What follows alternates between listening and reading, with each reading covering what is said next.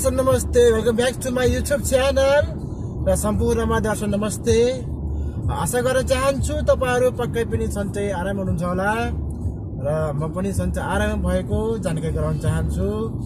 र आज तपाईहरुको लागि म एउटा विशेष खबर लिएर आएको छु र त्यो विशेष खबर के हो भने चाहिँ हामी चाहिँ कुवेतमा किन आउने र कतिपय मैले युट्युबमा टिकटकमा देखिरहेको हुन्छु कुनै मेन पावरले हैन त कुनै मेन पावरले तपाईको एउटा डिमान्ड हाल्यो भने र त्यहाँ अधिकांश कमेन्टहरु आएको हुन्छ के कुवेतमा ड्राइभरलाई कस्तो छ भनेर त धेरै कमेन्टहरु आइरहेको हुन्छ। मैले त्यहाँ कमेन्टहरु पढिरहेको छु हैन र तपाईहरुलाई आज म कुवेतमा ड्राइभरलाई कस्तो छ भनेर म तपाईलाई फुल डिटेल्स म आज यो भिडियोमा तपाईलाई भनिदिन्छु म हैन। सर्वप्रथम त तपाईहरुलाई अब कुवेतमा वेलकम छ हैन। हामी फ्रेसहरुको लागि है जुन एउटा नेपाली लाइसेन्सले फ्रेस मान्छेलाई लिने भनेको देश एउटा एकमात्र देश हो कुवेत हैन। तपाईहरुलाई नेपाली लाइसेन्सले झ्याप्पा कुनै पनि देशले दिदैन के हैन। अलि अब तपाई त्यस्तै अब कम्पनीमा कुनै तपाईहरुको आफ्नो मान्छे आफन्तर भएर त्यो सेटिङ मिलाएर जानु भयो भने त अलग कुरा छ हैन। होइन भने तपाईलाई नेपाली फ्रेस लाइसेन्सले तपाईलाई कुनै पनि देशले लिँदैन। त्यो लिने भनेको एक मात्र देश कुवेत हो हैन। अब तपाईहरु एकदम फ्रेस हुनुहुन्छ र तपाईहरुसँग एकदम नेपाली लाइसेन्स छ फ्रेस हुन्छ भने तपाईहरु कुवेतमा वेलकम छ। तपाईहरु कुवेतमा आउनुस्, तपाईहरु आफ्नो अहिले अनुभव बटुल्नु 2 सालको लागि तपाई आउनुहुन्छ हैन। तपाईहरु यहाँ 2 सालको भिसा लाग्छ र तपाईहरुलाई यहाँ आएपछि हुन्छ अलिक गाह्रो हुन्छ काम हैन। अब सबभन्दा म त अलि के भन्छ न डेलिभरी काम गर्छु हैन। डेलिभरी अलि गाह्रै हुन्छ र अलि के धेरै नै गाह्रो हुन्छ। धेरै तपाई बाधाहरू झेल्नुपर्छ, धेरै अब संघर्ष गर्नुपर्छ। तपाईको 12-15 घण्टा ड्युटी गर्नुपर्छ हैन। कतिपय ठाउँमा तपाईको पिसाब गर्ने ठाउँ पाइदैन हैन। पिसाब गर्न पाइँदैन हैन। कतिपय अब पिसाब रोकेर काम गर्छ, कतिपय तपाईँ पानी खान पाइँदैन। त्यो तपाईँ हरेक दुःख गरेर त्यो सङ्घर्ष गर्नुपर्छ हैन।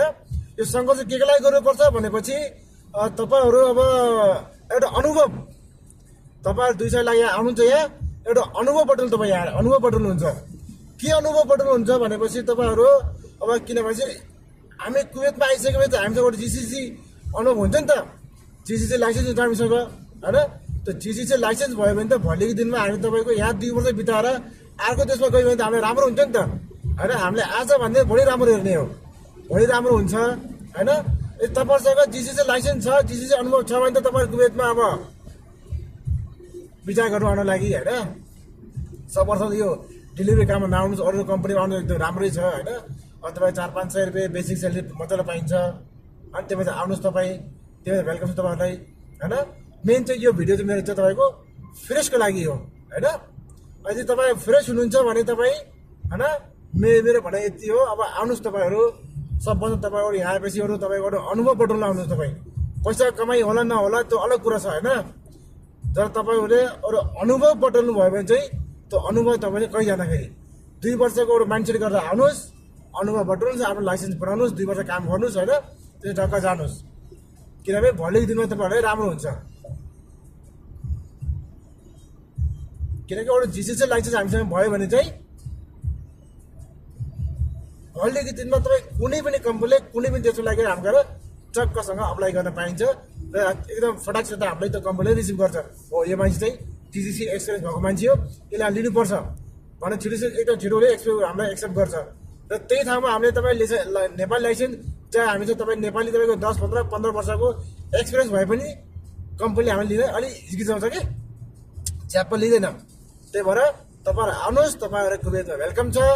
र मेरो आजको भिडियो तपाईहरुलाई यति थियो। यो भिडियो कस्तो लाग्छ के लाग्छ मलाई यो भिडियो सुनेर यसको सल्लाह सुझाव दिनु होला।